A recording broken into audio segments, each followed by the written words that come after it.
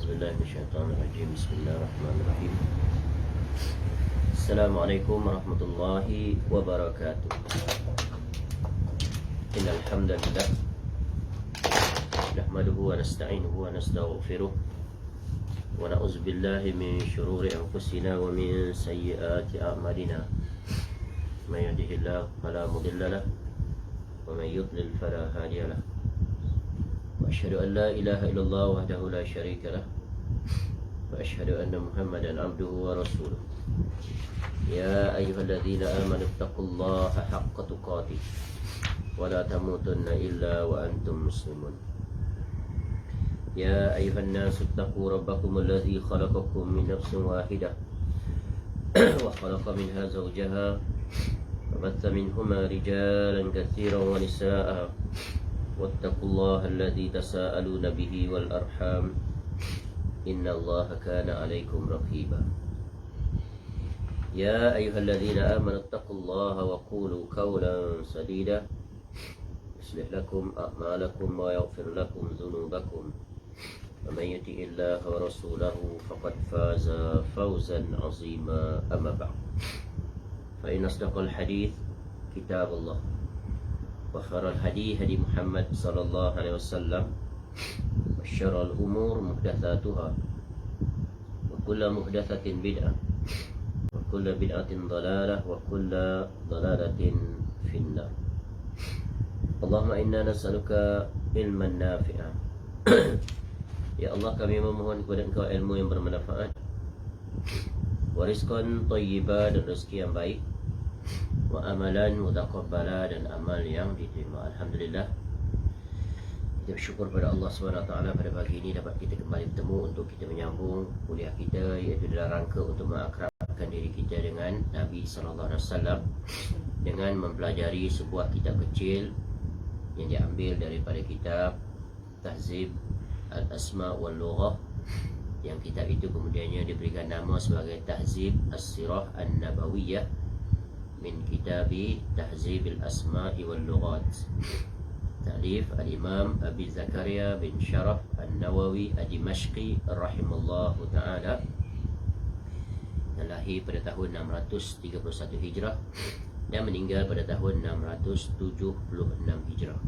Seorang imam dunia, imam yang sangat masyhur, yang banyak menghasilkan kitab-kitab karya yang besar manfaatnya dan sangat terkenal di seluruh penjuru dunia.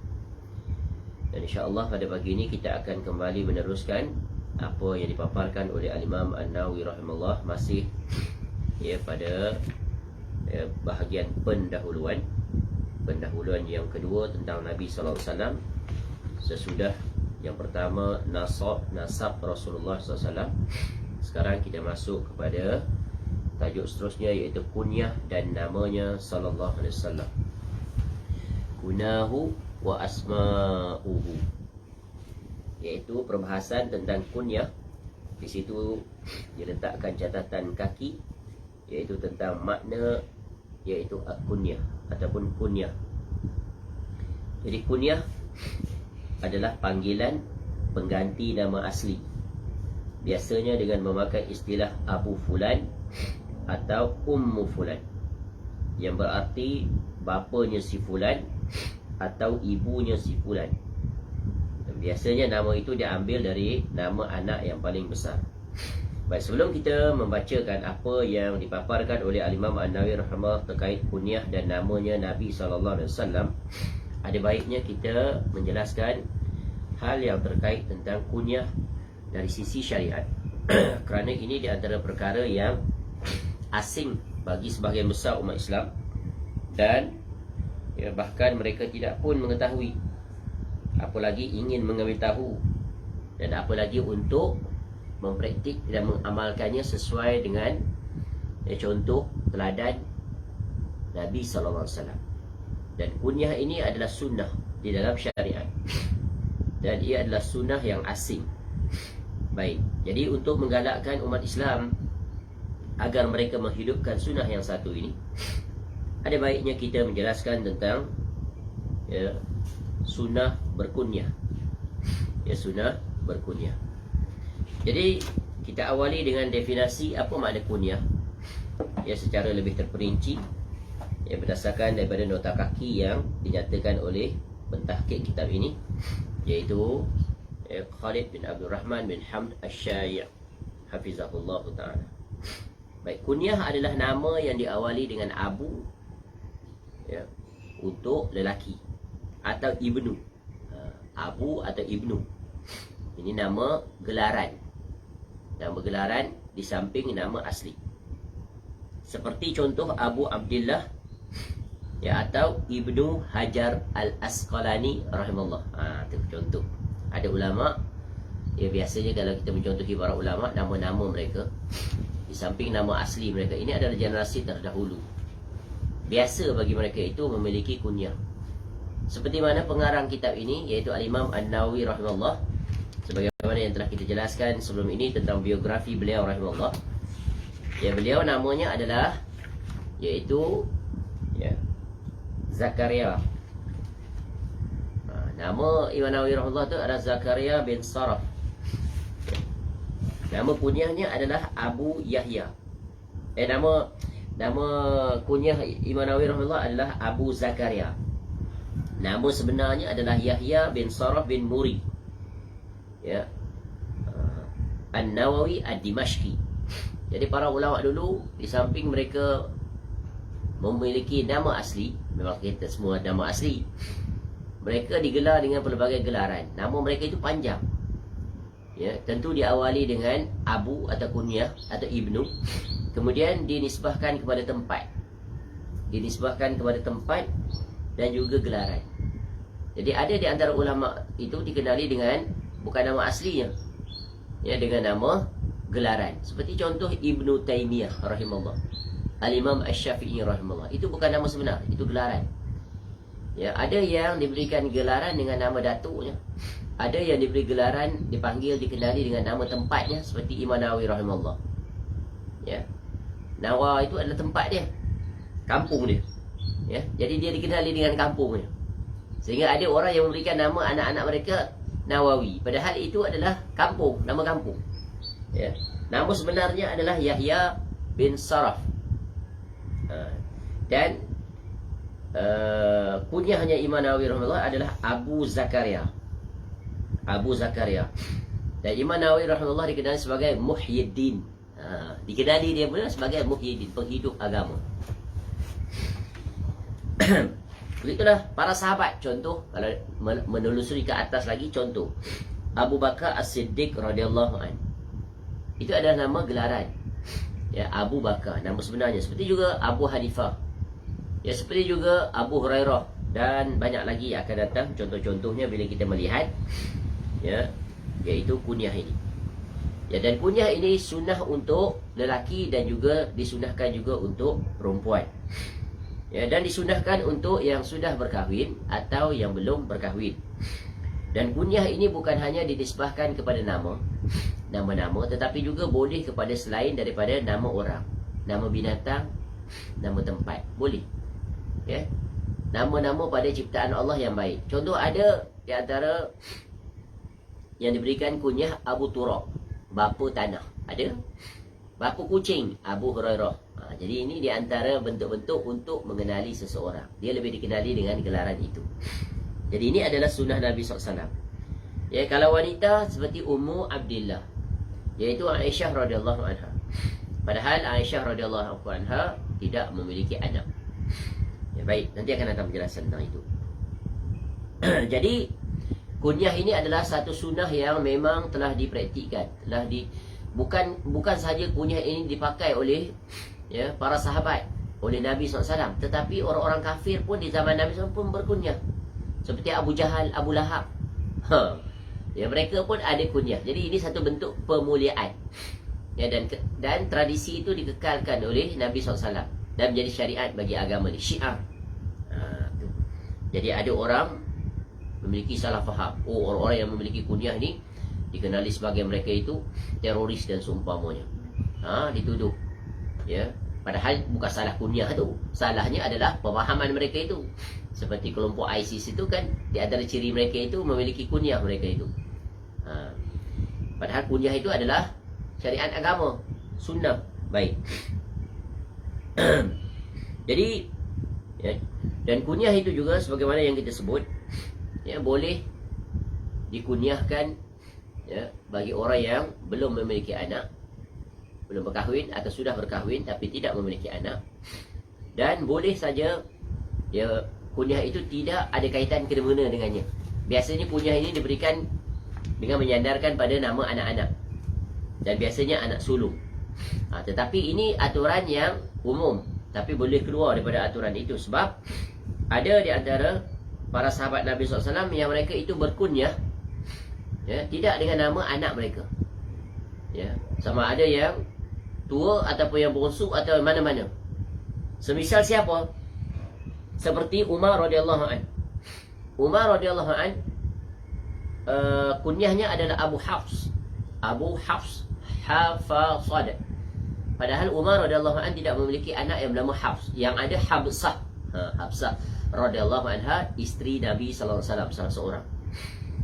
Ya, contoh. Ya. Begitu juga Abu Bakar radhiyallahu an. Ya. Abu Bakar. Ya, padahal Abu Bakar radhiyallahu an tidak memiliki anak bernama Bakar. Tapi kunyahnya adalah Abu Bakar radhiyallahu an, contoh. Dan kunyah ini secara penulisannya atau gelarannya boleh diletakkan di depan atau diletakkan di belakang. Ya, boleh diletakkan di depan. Kebiasaannya di depan, seperti Abu Bakar, Abu Hanifah, ya, Abu apa saja, Abu Turab, Abu Hurairah. Ya, dan Nabi SAW, ya, kunyahnya adalah Abul Qasim. Tapi Al-Qasim itu adalah anak lelaki Nabi SAW, salah seorang. Boleh diletak di belakang. Ya. Seperti salah seorang ulama di zaman kita, iaitu yang menjadi ketua dalam projek mentahqiq kitab-kitab turas warisan Al-Imam Ibn Qayyim Al-Jauziyah rahimahullah. Ya, Syekh rahimahullah memiliki tim untuk mentahqiq, mentakhrij, sehingga terbitlah hampir seluruh kitab-kitab Ibn Qayyim Al-Jauziyah rahimahullah, yang sangat berharga, sangat berkualiti, iaitu oleh Syekh Bakar Abu Zaid. Dia letak di belakang kunyahnya. Namanya di depan Bakar Abu Zaid di belakang.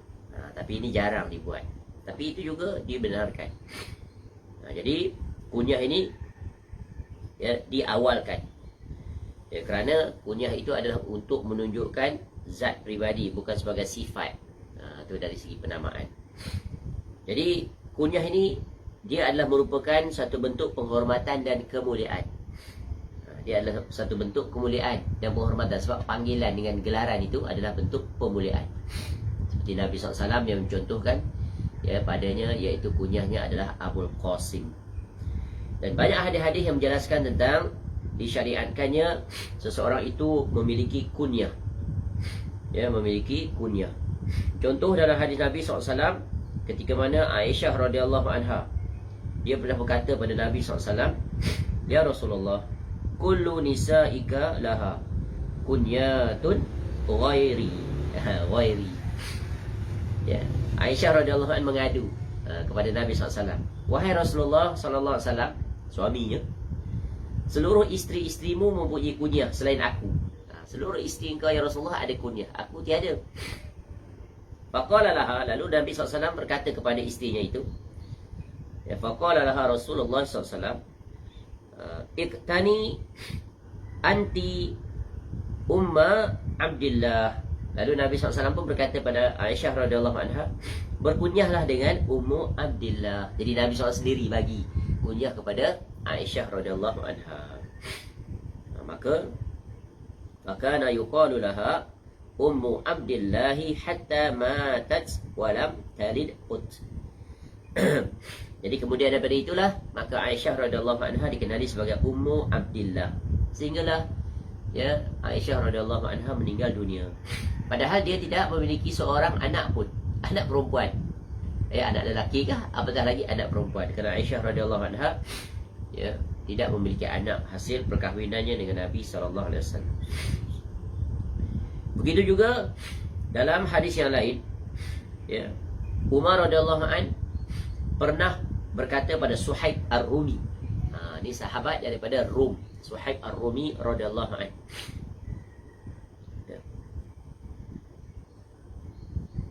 Malaka taqtani bi Abi Yahya.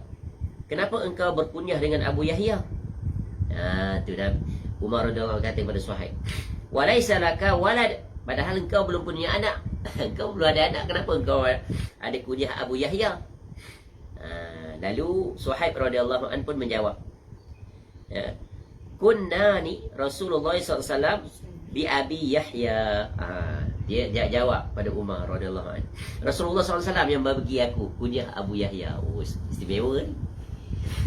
Bagi nama. Orang kita biasa bagi nama bila lahir anak, jumpa orang soleh, yang minta orang soleh cadangkan nama, betul kan? Rupanya ada satu lagi sunnah, iaitu boleh minta pada orang soleh, sebagaimana mencontohi Suhaib radhiyallahu anhu, Nabi SAW bagi kepada dia kunyah, iaitu Abu Yahya. Ini contoh hadis. Ada lagi tak? Contoh lain, iaitu Nabi SAW dalam hadis ini daripada Anas, kana Nabi sallallahu alaihi wasallam ahsanan nasi khuluqa. Kata Anas radhiyallahu anhu, Nabi SAW merupakan pribadi manusia yang paling baik akhlaknya. Tentu yang terbaik. Kata Anas kemudian, wa kana li akhun yuqalu lahu Abu Umair. Anas radhiyallahu anhu kata, aku ada saudara. Saudara aku tu biasa dipanggil dengan gelaran Abu Umair. Abu Umair, saudara kepada Anas bin Malik radhiyallahu anhu. Apabila Rasulullah SAW datang, kalau datang, beliau SAW akan mengatakan kepada saudaranya itu, wa kana idza jaa, bila Nabi SAW datang kepada saudara Anas bin Malik radhiyallahu anhu itu, lalu Nabi SAW akan berkata, ya Aba Umair, ma fa'ala Nughair. Masya-Allah. Wahai Abu Umair, apa yang sedang dilakukan oleh Nughair? Nughair tu adalah sejenis burung. Artinya Abu Umair ni ada bela burung. Nampak? Kamu, bagaimana keadaan burung kamu tu hari ini? Maksudnya begitu. Nabi SAW menyapa. Sebab hobi dia tahu hobinya itu. Lalu Nabi SAW, suka tak orang kalau kita tanya tentang hal ehwal dia? Apatah lagi hobinya, suka kan? Baiknya akhlak Nabi SAW. Jadi para ulama kita memang sangat menekankan hal ini. Dan pelajaran berguna contohnya, Imam Nawawi rahimahullah sendiri, kalau kita melihat, sebagaimana kita telah sebut biografinya, Imam Nawawi rahimahullah memiliki gelaran kunyah. Mereka bukan hanya berbicara, bahkan mereka sendiri yang menunjukkan contoh. Kerana mereka tahu ini adalah sunnah dan bila berbuat, ianya berpahala. Cuba kita lihat, Imam Nawawi rahimahullah memiliki satu kitab karangan yang sangat terkenal di seluruh penjuru dunia, iaitu kitab Arba'in An-Nawawiyah, yang terdiri daripada 42 hadis. Cuba lihat hadis pertama sampai yang terakhir. Kecuali bagi nama-nama perawi sahabat yang berulang, Imam Nawawi rahimahullah sebelum menyebut nama sahabat yang meriwayatkan itu, Imam Nawawi rahimahullah akan sebut nama kunyahnya. Contoh hadis pertama tentang niat, innamal a'malu binniyat. Imam Nawawi rahimahullah ketika menyebut tentang sahabat Nabi SAW yang merawikan hadis daripada Nabi SAW, disebut contoh perawi pertama hadis Arba'in ini, an Amiril Mukminin Abi Hafsin, baru sebut nama Umar, iaitu Al-Khattab radhiyallahu anhu. Tengok ni, kalau kita teliti ni, dan memang guru kita di antara ni, faedah ni kita akan dapat apabila guru itu memang dia bertalaki dan gurunya menjelaskan hal itu. Kalau dia tak bertalaki, maka dia, atau kecuali dia membaca, kalau dia menyampaikannya dengan hanya bacaan tanpa bertalaki, tak akan jumpa faedah. Dia sendiri kalau baca pun, kalau dia tak mengkaji, dia tak jumpa ni. Ini faedah yang sangat menakjubkan daripada Al-Imam An-Nawawi rahimahullah. Apa tujuan Imam Nawawi rahimahullah sebut seperti ini? Sebab nak suruh kita memiliki kunyah. Tengok hadis kedua, Imam Nawawi rahimahullah tak sebut dah kunyah, sebab perawinya sama, Umar radhiyallahu anhu. Tengok hadis ketiga pula. Ni kita bagi contoh praktik di lapangan. Hadis ketiga, iaitu hadis tentang Islam dibangun di atas, iaitu 5 perkara. Tengok, ni perawi baru pula. An Abi Abdurrahman Abdullah ibn Umar Ibn Khattab. Ni anak Abdullah bin Umar pula yang meriwayatkan hadis. Apa kunyahnya? Iaitu Abu Abdul Rahman. Nampak?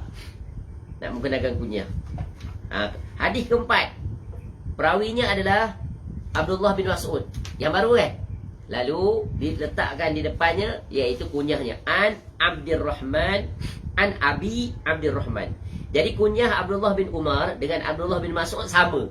Sama tak? Sama. Ya, iaitu Abu Abdurrahman. Abu Abdurrahman. Kemudian hadis kelima. Tengok. Yang ini hadis diriwayatkan oleh siapa? Isteri Nabi SAW tadi, Aisyah radhiyallahu anha. Tengok Imam Nawawi rahimahullah letak An Ummil Mukminin Ummi Abdillahi Aisyah radhiyallahu anha. Nampak? Pasal tak? Nanti kalau orang tanya apa faedah 21 sekali kita dapat daripada Arba'in, ni sebut yang ni. Tengok hadis ke-6, biar kita baca banyak sikit.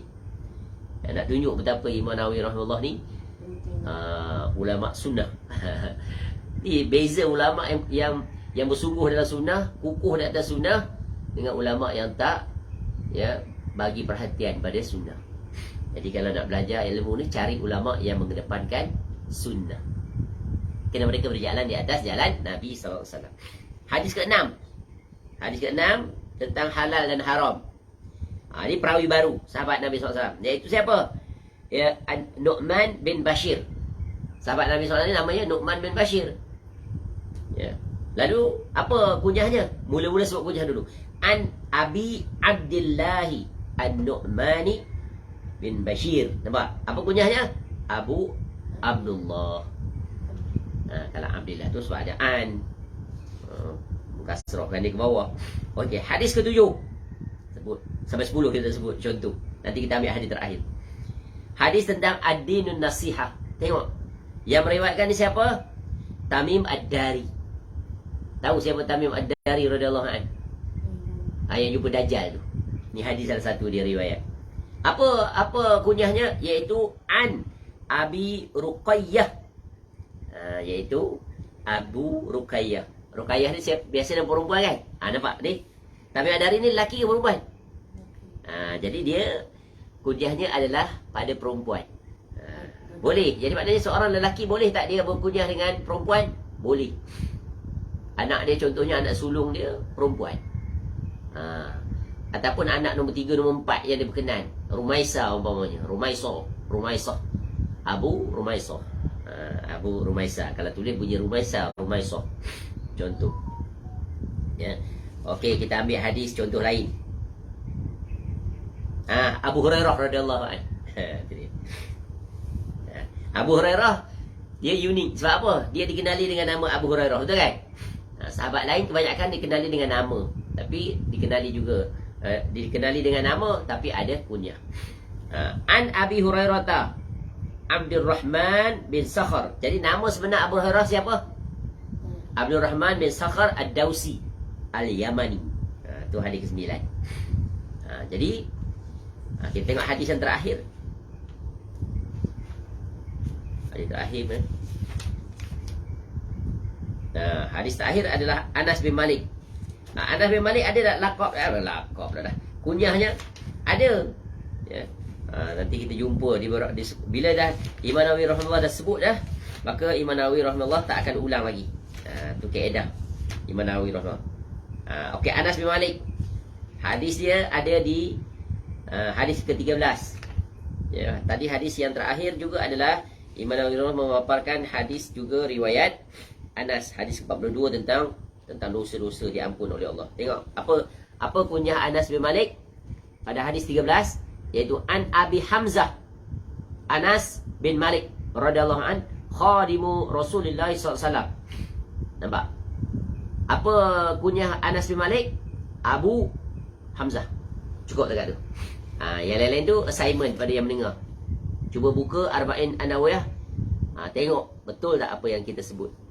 Dan memang betul lah.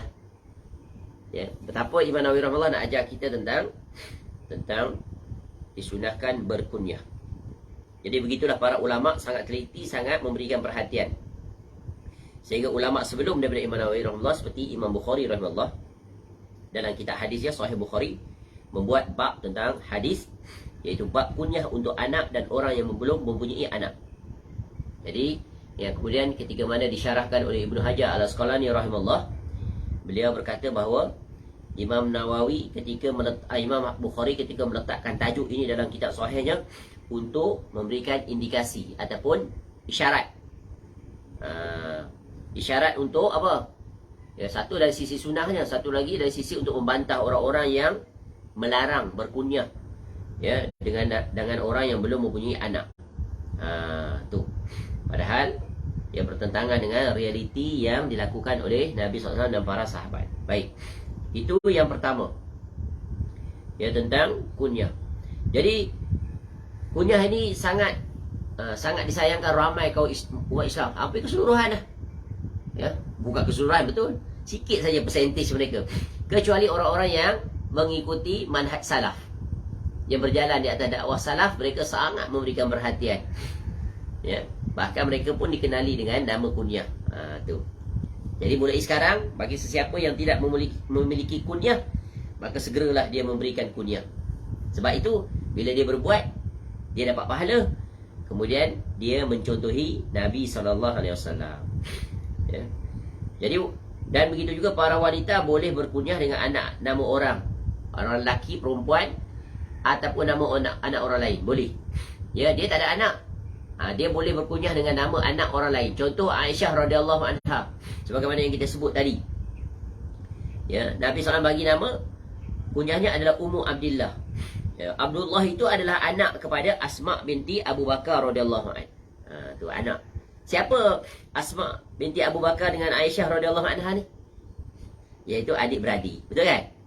Tapi Asma radhiyallahu anha ada anak. Anaknya salah seorang nama adalah Abdullah. Tu. Baik. Seterusnya,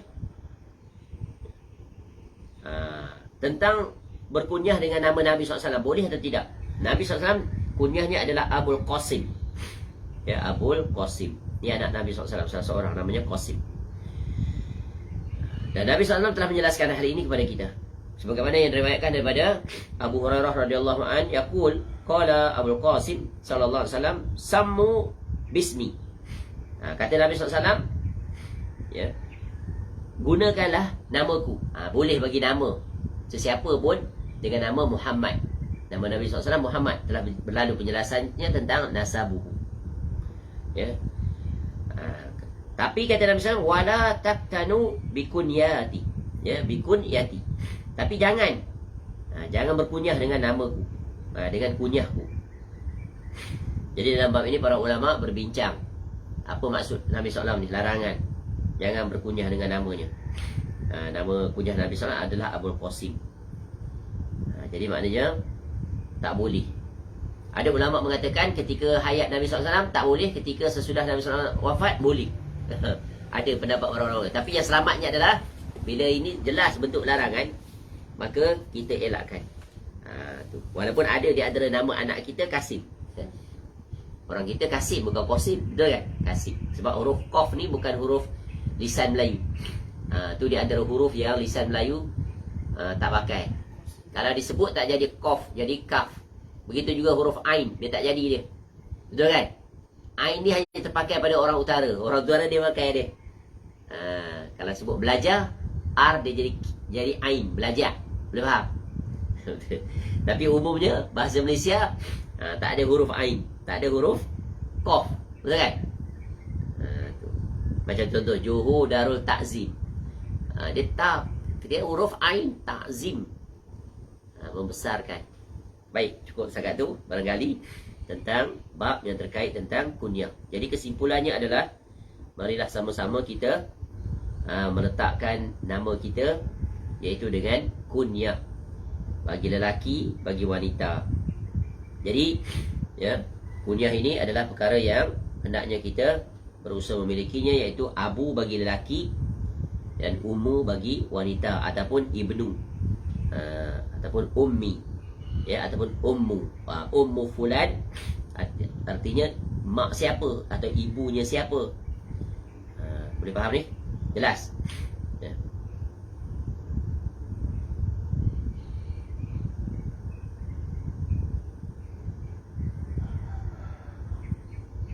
Okey.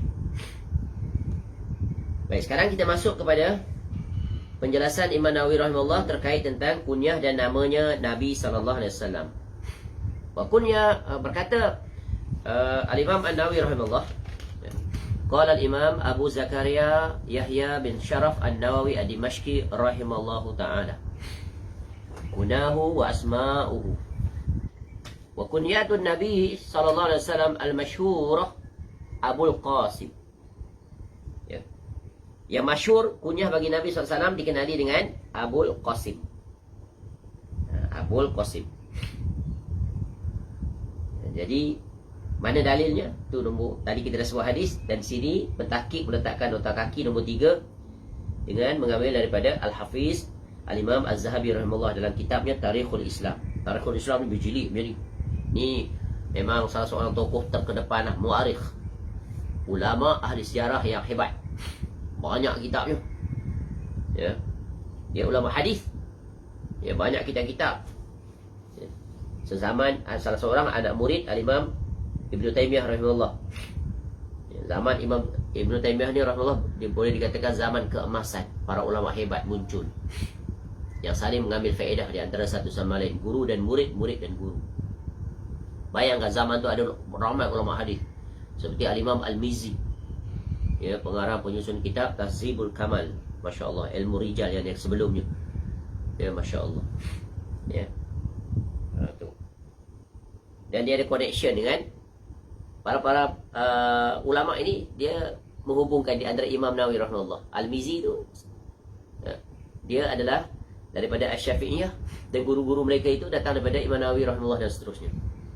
Ya.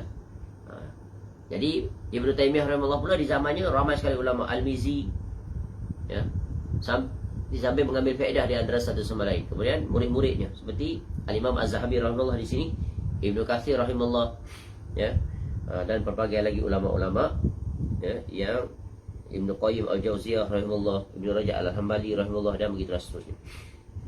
Jadi kitab Imam Zahabi ini bagi yang pandai bahasa Arab, hendaklah di rumahnya ada. Ya, banyak kitab sejarahnya. Bahkan Imam Zahabi rahimahullah tulis kitab akidah. Iaitu kitab, ya, Al-Arash dan kitab Al-Ulu. Iaitu tentang, ya, disedaraikan seluruh perkataan mulai daripada Nabi SAW sampai generasinya tentang menetapkan Allah istiwa, ulu fis sama, dan juga kitab Arash, dua yang saling berkait tentang Allah Ta'ala. Baik, cukup dekat tu faedah tambahan.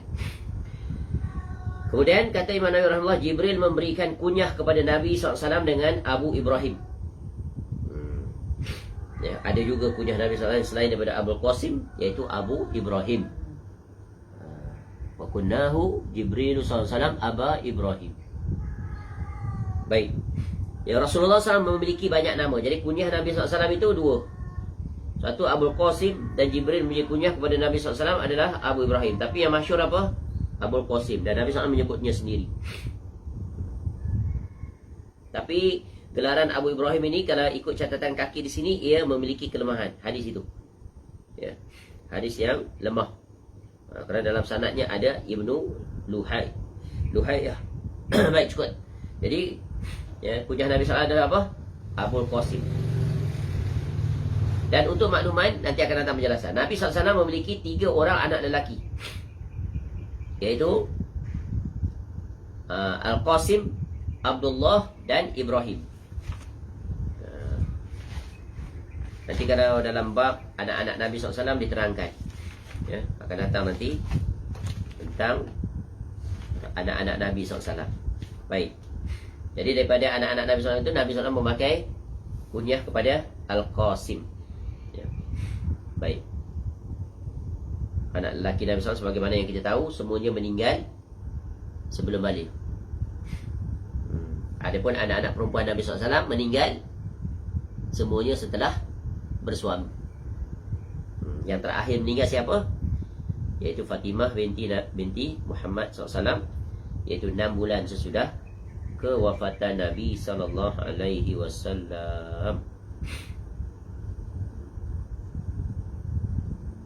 Baik. Rasulullah SAW memiliki banyak nama. Sekarang kunyah dah selesai. Sekarang masuk perbahasan bab nama. Nabi SAW ini banyak namanya. Jadi kaedah bila seorang itu memiliki banyak nama, maka itu menunjukkan kebolehan. Makin banyak maknanya mulia dia. Ya, terhormat, terpandang. Boleh faham tu kaedah. Ya. Rasulullah SAW memiliki banyak nama. Kathirah, banyak nama-nama Rasulullah SAW. Yang dipilih secara tersendiri oleh Al-Imam Al-Hafiz Abdul Qasim Ali bin Al-Hasan bin Hibatullah bin Abdullah Al-Syafi'i Al-Dimashqi, yang lebih dikenali dengan gelaran Ibnu Asyakir. Ibnu Asyakir ni terkenal. Ni ulama sejarah juga ni. Ibnu Asyakir. Ibnu Asyakir, satu lagi Ibnu Athir. Tu sejarawan juga. Jadi Ibnu Asyakir, ya, dalam kitabnya, ya betul lah, ulama tarikh Dimashq. Ya, kitab sejarah Damsyik. Ya. Di dalamnya, dalam kitab tersebut, beliau rahimahullah menyebutkan banyak nama yang sebahagiannya disebutkan dalam As-Sahihain dan bakinya daripada selain daripada As-Sahihain. Jadi betapa bersungguhnya para ulama ni, ya, untuk menceritakan kepada kita sisi-sisi tertentu biografi agung Nabi SAW. Jadi sini ulama ni berusaha untuk menghimpunkan nama-nama Nabi SAW saja. Ya, nama-nama yang pelbagai. Ya, dan di samping nama Nabi SAW sebagai Ahmad ataupun Muhammad SAW, ya, lalu para sahabat cari dalam kitab-kitab, ya, semisal kitab Sahih Bukhari dan Sahih Muslim. Kemudian mereka mengeluarkan dapatan mereka itu, perolehan mereka itu daripada usaha keras mereka itu, lalu mereka tulis kitab dan mereka masukkan dalam kitab mereka, agar dengan itu kita dapat tahu. Jadi pelajaran berguna apa? Para ulama dulu besar tak jasa mereka? Besar. Iaitu dari segi apa? Memudah dan memendekkan perjalanan kita dalam meraih ilmu. Betul kan? Sebab itu dua jalan ni untuk kita menuntut ilmu telah dipermudahkan kita oleh para pendahulu. Iaitu satu, menerusi kitab. Kerana kitab itu telah memendekkan jalan, memudahkan cara. Tak perlu kita sendiri start from scratch. Ya, tak perlu invent the wheel. Ambil kitab itu dah dimudahkan, dah dipendekkan jarak. Satu lagi adalah dengan belajar langsung dengan guru-guru. Guru-guru pun memudahkan kita, betul kan? Menceritakan. Jadi kita jadi kerja senang. Kita tahu, oh nak jumpa yang ini, kena rujuk kitab tu. Taklah kita tercari-cari, ya, mengambil masa yang sangat panjang. Ya, sebab tu para ulama, mereka adalah orang yang dimuliakan oleh Allah Ta'ala. Innama yakhshallaha min ibadihil ulama. Al-ulama'u warasatul anbiya. Ya, ulama-ulama yang telah bekerja keras menghabiskan sepanjang usia mereka berkhidmat untuk ilmu. Semisal Al-Imam An-Nawawi rahimahullah, sehingga tak sempat nak berkahwin. Ya, tapi walaupun tidak memiliki anak-anak, tapi mereka itu dimuliakan oleh Allah dengan anak-anak murid sampai hari kiamat. Sampai hari ini. Banyak tak pahala? Banyak. Sebab tu Allah memuliakan ahli ilmu. Ya. Jadi kena ada adab dengan orang-orang yang diberikan amanah, ya, ilmu, kemudian dia sampaikan. Dan orang-orang yang menyampaikan ilmu hendaklah memiliki sifat wara', takut, teliti, amanah, berhati-hati, jujur dan benar. Ini dia ulama rabbani ataupun para duat yang berjalan di atas jalan para anbiya alaihissalatu wassalam. Baik, apa nama-nama Nabi SAW?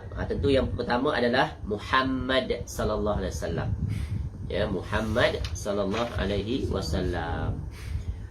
Dan Muhammad wa Ahmad wal Hashir wal Aqib. Tu nama-nama seterusnya banyak. Ya, Al-Muqaffi, Al-Mahi. Ni semua ada makna-makna lah. Muqaffi tu penutup, Al-Mahi penghapus. Ya, tu nama Nabi SAW tu ada kaitan dengan sifat Nabi SAW itu. Ya. Khatamun Nabiyyin. Ini sebagaimana kita dah sebut semalam tentang bagaimana Salman Al-Farisi radhiyallahu an masuk Islam. Setelah melihat ada tanda khatam nubuwah di belakang Nabi SAW. Ya, di antara dua bahu ini di belakang, di leher, di tengah. Kemudian Nabiyur Rahmah. Ya, penyifatan bahawa Nabi SAW adalah seorang yang membawa rahmah. Dan Quran pun dah sebut. Ya, wa ma arsalnaka illa rahmatan lil alamin. Nabiyul malhamah. Nabi SAW yang terlibat dalam peperangan. Ya, tak terhitung banyaknya peperangan-peperangan yang Nabi SAW terlibat memimpin ataupun diberikan arahan pada para pemimpin. Wa fi riwayatin Nabiul Malahim. Nabiul Malahim dalam riwayat lain. Nabiul Taubah, Al-Fatih, Toha, Yasin, tapi ni tak sahih. Dan Abdullah. Tengok catatan kaki. Sebahagian yang disebutkan itu nama-nama yang disebut oleh Ibnu Asyakir rahimahullah, dan sebahagiannya lagi adalah sifat. Nama dan sifat. Semuanya sah berdasarkan hadis-hadis sahih atau hasan selain Al-Fatih, Toha dan Yasin. Ini ya apa dapatan daripada pentahqiq kitab ini. Ya, pentahqiq. Sebab tu kitab-kitab ni kalau kita nak beli, yang terbaik kitab yang telah ditahqiq, yang telah diperbaiki, yang telah dipastikan, cross check. Sebab ulama dulu di antara metodologi mereka ada yang ketat, ada yang longgar. Dan mungkin berdasarkan juga keluasan pada waktu itu, kesempitan waktu, betul kan?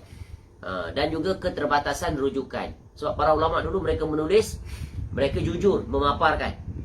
Ya, dan tidak terhenti pada mereka kebenaran itu. Akan datang ulama kemudian untuk berkhidmat terhadap kitab-kitab mereka untuk cek semula. Check and recheck and then validate. Itulah dia disiplin ilmu. Ilmu ni dia hidup, dia tak mati. Ya. Terhadap hadis Nabi SAW pun ada disiplin itu. Ya, para ulama dulu akan menjelaskan metodologi mereka ketika menghimpun hadis-hadis Nabi SAW. Ada yang hanya menghimpun, mengumpul, dapat raw data, raw information, kemudian mereka bentangkan dalam kitab-kitab mereka. Adapun dari segi finalization kedudukan hadis tersebut, itu mereka serahkan pada orang yang datang kemudian jika mereka tidak sempat untuk melakukannya. Ini kaedah. Ketika ada datang ulama yang menyemak, membetulkan, jangan pula ada orang kata, oh ini nak cari salah ulama, ini tak hormat ulama, ini perkataan orang yang tidak berpelajaran. Nama dia. Kalau bahasa lembut lah, bahasa kasar ada. Ya, ada orang seperti ini. Oh, bila kita menulis, menjelaskan, berbeza pandangan, oh ini tak hormat ulama, tak pakai ulama, macam dia ulama, dia nak angkat diri jadi ulama. Ini semua perkataan-perkataan orang yang tidak berpelajaran, yang tidak ada disiplin. Dia tak sepatutnya berlaku. Ya, agama kita ni adalah agama yang terbuka, agama yang hidup, agama yang dinamik, agama yang fluid, agama yang fleksibel. Memberi akal ini untuk berpartisipasi, apa bahasa Inggeris, berlibatkan diri lah. Ya, dalam hal-hal yang memang diizinkan untuk itu. Masya Allah. Jadi walaupun kitab ini ditulis oleh Imam Nawawi rahimahullah, seorang alim, dia seorang ulama yang rabbani, tapi nama manusia tetap ada kesalahan, kekurangan, terlepas, tersilap, terkurang rujukan.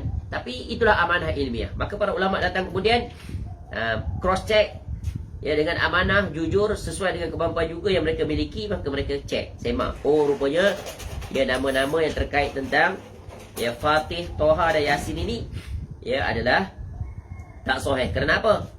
Kerana tidak ada ketetapan bahawa itu adalah termasuk nama Nabi SAW. Adapun Al-Fatih, maka Az-Zahabi mengatakan dalam sirah dari Tarikhul Islam bahawa ini diriwayatkan dengan sanad yang lemah dari Abu At-Tufail. Jadi para ulama ni ya, maka kemudian datang pula zaman kita, kemudian ulama jumpa pula sumber dia. Kitab itu barangkali masih belum diketemui, masih dalam bentuk manuskrip, dia ada di belahan dunia. Bila ulama barangkali generasi akan datang pula akan tahqiq lagi kitab Imam Nawawi rahimahullah ni. Ya, cek tengok, Fatih, Toha, Yasin ni sahih pula. Sebab apa? Sebab baru ditemui manuskrip itu. Jadi kedudukan hukum tu sesuai dengan dapatan yang terkini. Boleh faham? Betul, ilmu tahqiq ni, mentakhrij hadis, mengesahkan, maknanya mentashih, itu maknanya mengislahkan kitab ini, melakukan editing dan sebagainya. Itu adalah memang disiplin Islam. Menakjubkan agama ini. Tapi kalau orang terlibat dalam disiplin ini, tak tahu kaedah ni, keluarlah perkataan-perkataan yang menakjubkan, keajaiban. Keajaiban disiplin itu apa? Keheranan terhadap orang tersebut. Betapa kejahilan dia berani berbicara yang dia bukan ahli. Sebab itu berkata sesuatu biar yang ahli. Kalau tak ahli, jangan duk memandai-mandai, maka akan terselahlah kebodohan. Tapi yang berbahayanya orang seperti ini, bila ditegur, malah bertambah angkuh dan sombong. Ini bahaya jahil murakkab. Itulah nama dia. Jahil bertingkat-tingkat. Tak tahu dia bodoh. Ya. Tak tahu dia bodoh. Tak sedar diri. Tak sedar diri, tak tahu kadar diri. Baik, kembali. Itu faedah tambahan. Masya Allah. Sulit ni kalau nak berbahas dengan orang seperti ini.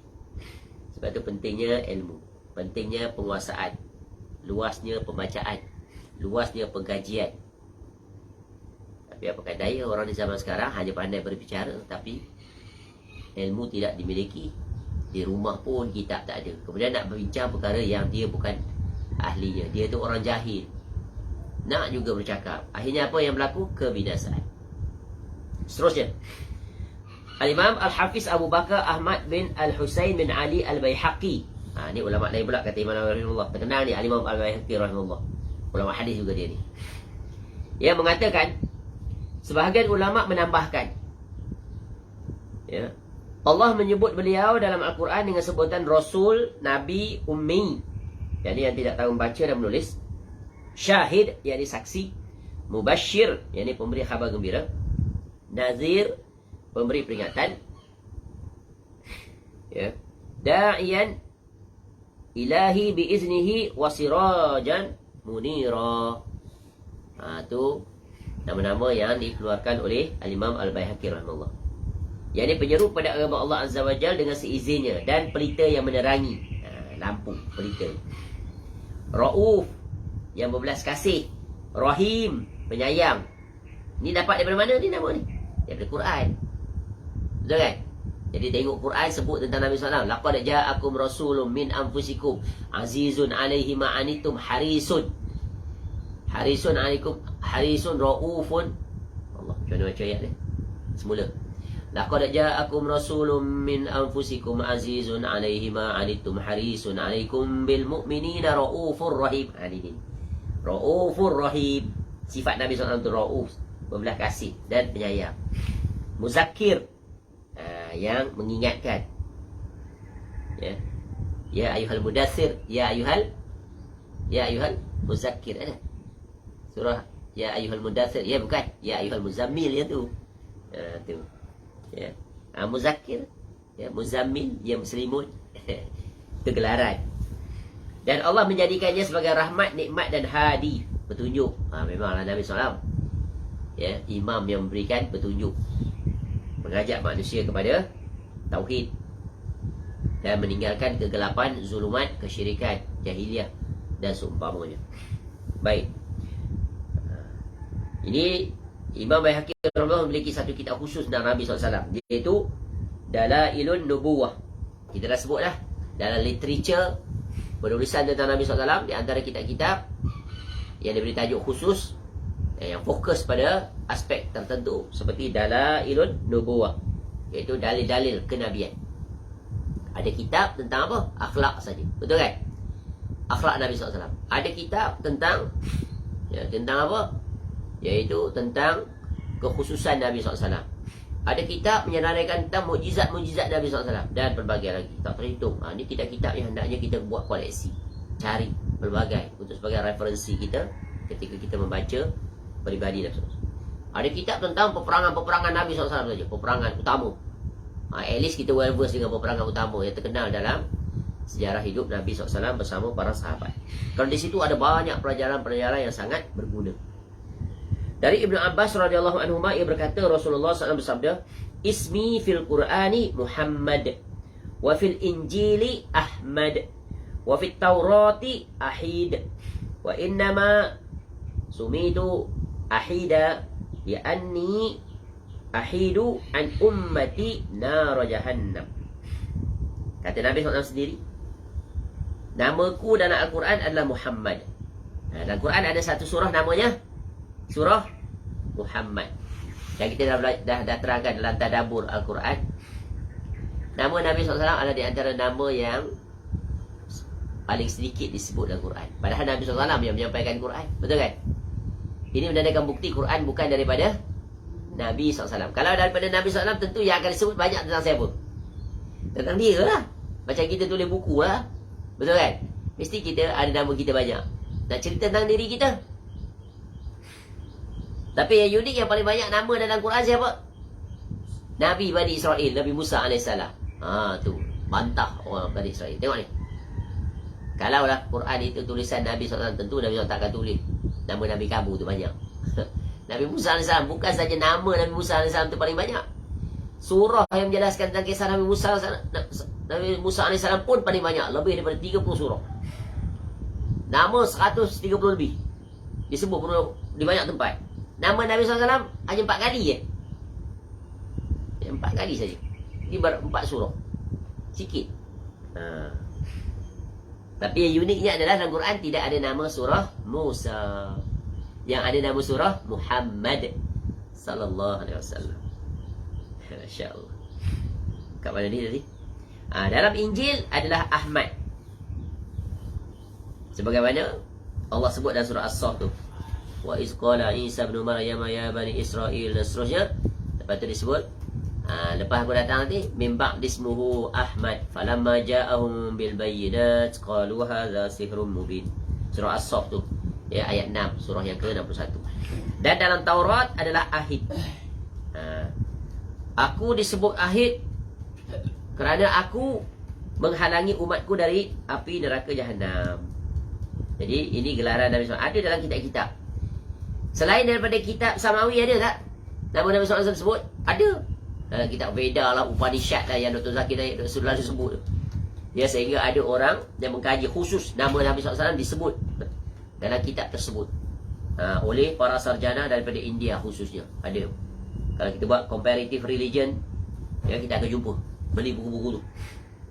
Di antara ulama yang terawal yang menyebutnya ada siapa? Iaitu yang menjadi, yang mencetuskan, ya, semangat kepada Syekh Ahmad Didat rahimahullah untuk membentras dakwah missionary di tempatnya di Afrika Selatan, iaitu kitab Izharul Haq oleh Syekh rahmatullah. Ya.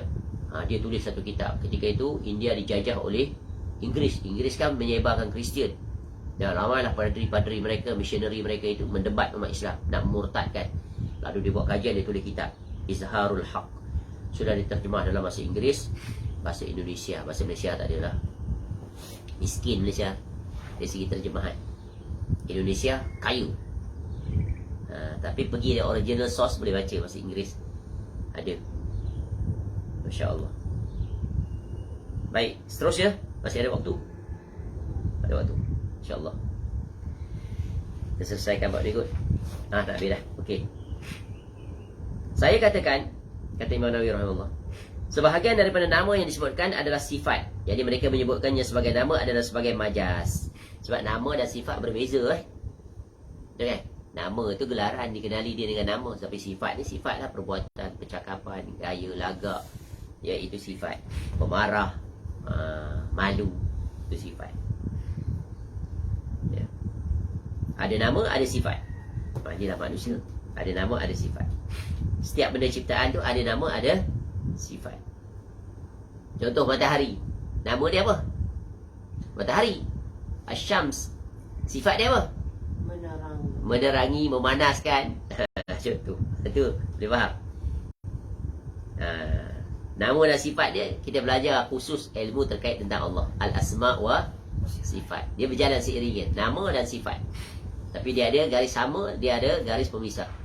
Dia wajib menguasai ilmu al-asma' wa sifat menurut Al-Quran dan As-Sunnah. Tidak selainnya. Itulah dia metodologi yang hendaknya kita berjalan. Dan ilmu yang wajib kita pelajari. Al-Imam Al-Hafiz Al-Qadi Abu Bakar Al-Arabi. Al-Arabi pula. Ya, Ibn Al-Arabi Al-Maliki. Dalam kitabnya Al-Ahwazi fi Syarh At-Tirmizi. Ni ulama besar ni. Ya, dari mazhab Maliki. Mengatakan sebahagian kaum sufi mengatakan Allah memiliki 1000 nama dan Nabi SAW memiliki 1000 nama. Tengok catatan kaki ni.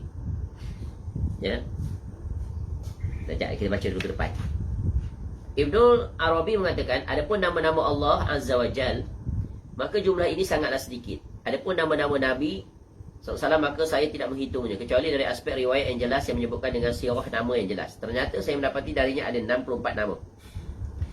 Kemudian ia menyebutkannya secara terperinci, dia sertai penjelasan yang panjang lebar dan bagus. Kemudian ia mengatakan beliau pun memiliki selain nama-nama ini. Tapi catatan kaki kata apa sini? Ini perkataan Ibnu Arabi rahimahullah ini tentang Allah memiliki 1000 nama dan Nabi SAW memiliki 1000 nama tidak berdasarkan dan bertentangan dengan dalil-dalil sahih. Hadis sebaliknya. Hadis kata apa? Catatan kaki, iaitu nombor 11, pembatasan mereka terhadap nama Allah bahawa jumlahnya 1000 ada bertentangan dengan hadis sahih yang menyebutkan adalah hadis Nabi SAW. Hadis Nabi SAW kata apa? Iaitu as'aluka bikulli ismin huwa laka sammaita bihi nafsaka au anzaltahu fi kitabika au allamtahu ahadan min khalqika au ista'thabta bih fi ilmil ghaibi indaka. Al-hadis rawahu al-Imam Ahmad. Baik. Apa maksud dia?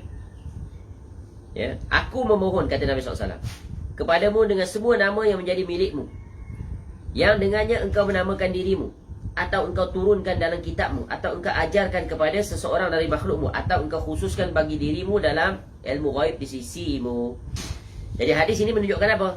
Allah memiliki nama-nama yang hanya dia sendiri yang mengetahuinya. Adapun perkataan mereka bahawa Nabi SAW memiliki 1000 nama, maka jawapannya bahawa beliau SAW memiliki semua nama yang bagus dan semua sifat yang mulia. Hanya saja apa yang dikatakan oleh kaum sufi itu tidak ada dalilnya, sebagaimana yang dibawakan oleh Ibnu Arabi rahimahullah. Tidak ada dalil. Itu hanya berdasarkan anggapan, andaian ataupun praduga ataupun prasangka. Kalau ada mesti kena disenaraikan. Kemudian boleh cross check nama-nama itu dengan dalil-dalil. Jadi, dan ini merupakan bentuk apa? Sikap berlebihan mereka terhadap Nabi SAW dan mengangkat beliau melebihi kedudukan beliau SAW. Padahal Nabi SAW telah memperingatkan hal itu dengan keras. Ini pelajaran berguna. Kaum sufi ini adalah satu kaum yang banyak melampaui batasan, keluar daripada aturan. Maknanya mereka hulu terhadap Nabi SAW. Ya, memang sampai di zaman ini kita lihat mereka itu adalah kelompok yang paling terkedepan dalam dia mengataskan nama agama tapi melampau-lampau. Bahkan pelajar. Ini kena diperingatkan. Wallahu a'lam. Baik, kita berhenti pada penjelasan tentang kunyah dan nama Nabi SAW. Selesai secara ringkas, insyaAllah.